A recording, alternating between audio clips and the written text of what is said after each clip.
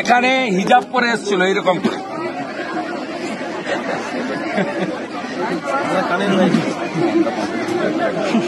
এরকম করে হিজাব পরে এসেছিল এইখানে বয়ালে, আর সব হিন্দু লোক জয় শ্রীরাম করেছে। এখানে হিন্দু এলাকায় জিততে পারে না, মুসলিম এলাকায় যেতে। 18টা সমবায়ের ভোট হয়েছে, এখানে 15টা বিজেপি পেয়েছে। এখানে আমাদের হিন্দু এলাকায় ওরা যেতে, মুসলিম এলাকায় যেতে। এখানে পরিষ্কার মানুষজন, আর হিন্দু এলাকায় এসে ওরা দাদাগিরিও করতে পারে না। এখানে হিন্দুরা ভীষণ ঐক্যবদ্ধ। এই যে সমবায় ওগুলো তো লুট করছে পুলিশকে দিয়ে, ওগুলো তো যেদিন সরকার হবে 1 ঘন্টার মধ্যে সব বদলে যাবে। এই যে নিজে ভোট দিতে আসিনি, কারণ আমার তো কোনো প্রয়োজন নেই, আমি জানি তো ফলাফল কি। এই যে সমবায়ের ভোট, সেখানে দেখা গেল যে 78টা গতকাল। ওগুলো বাদ দেন, এখানেও তো 45টা হয়েছে। ওগুলো কি আছে, জেলায় 80টা সমবায় বিজেপি। ওগুলো বলে ওই তো যত লুট করবে লাভ। তো 22-এ কাঁথি পুরসভা লুট করেছিল, 24-এ লোকসভায় সাফ করে দিয়েছে। সমবায় লুট করেছে, 26-এ সব হারিয়ে দিল, 16টাতে হারিয়ে দিল। দীর্ঘ 1 দশক কেন্দ্রীয় পুলিশ দাঁড়াবে। কোন হিন্দু লোক তৃণমূলকে ভোট দেবে? মোথাবাড়ি দেখার পরে, নওদা দেখার পরে কোন হিন্দু লোক মমতাকে ভোট দিবে না। আমি আপনাকে লিখে দিলাম। দীর্ঘ 1 দশক ধরে তৃণমূলে যারা আছে চাকরি বাঁচানোর জন্য, তারাও ভোট দিবে না। আমি বললাম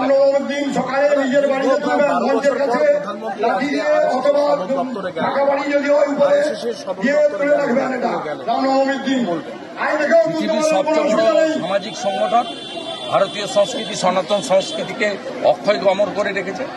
ওটা পুণ্যভূমি, মন্দির। ডাক্তার সাহেবের অবদান সবাই জানে।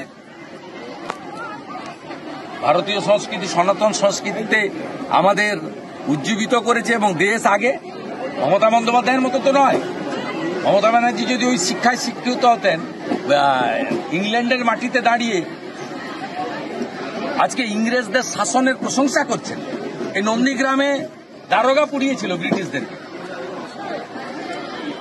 এই নন্দীগ্রামে স্বাধীনতা আন্দোলনের প্রথম সারিতে ছিল এখানকার তৎকালীন কংগ্রেসীরা। আপনি বলছেন ব্রিটিশ আমলে ভালো ছিলাম আমরা?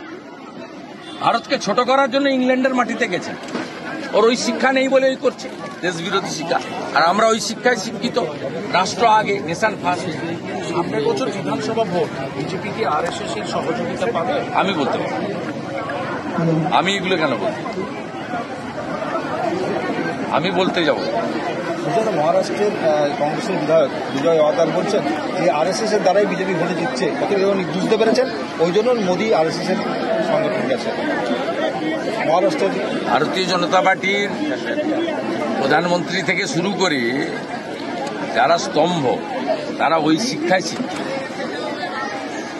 ওই শিক্ষায় শিক্ষিত, যে শিক্ষায় একাত্ম মানববাদের কথা বলে, দেশপ্রেমের কথা বলে, রাষ্ট্রবাদের কথা বলে, গীতা, বেদ, উপনিষদ, রামায়ণ, মহাভারতে যা লেখা আছে সেই কথা বলে, সুশীল, শুদ্ধ, পবিত্র হয়ে সনাতন সংস্কৃতিকে অক্ষয় অমর করে রাখার কথা বলে, মোগল পাঠানদের কালো দিন ভুলিয়ে দেওয়ার কথা বলে।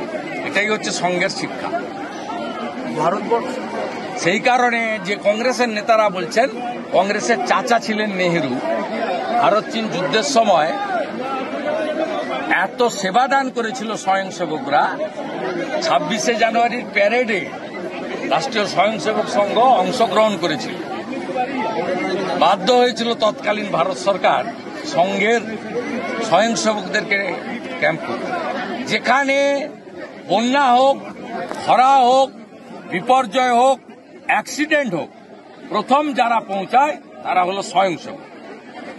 কিছুদিন আগে বালাসরে যে ট্রেন অ্যাক্সিডেন্ট হয়েছে, সেখানে 700 ইউনিট ব্লাড কয়েক ঘন্টার মধ্যে দিয়েছে রাষ্ট্রীয় স্বয়ংসেবক সংঘের তরুণ স্বয়ংসেবকরা। ইতিহাস যারা জানে তারা সংঘকে ছোট করার চেষ্টা করে।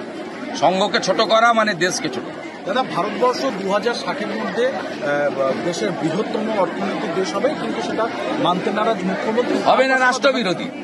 রাষ্ট্রবিরোধী। এখানে হিজাব পরে এসেছিল এইরকম করে।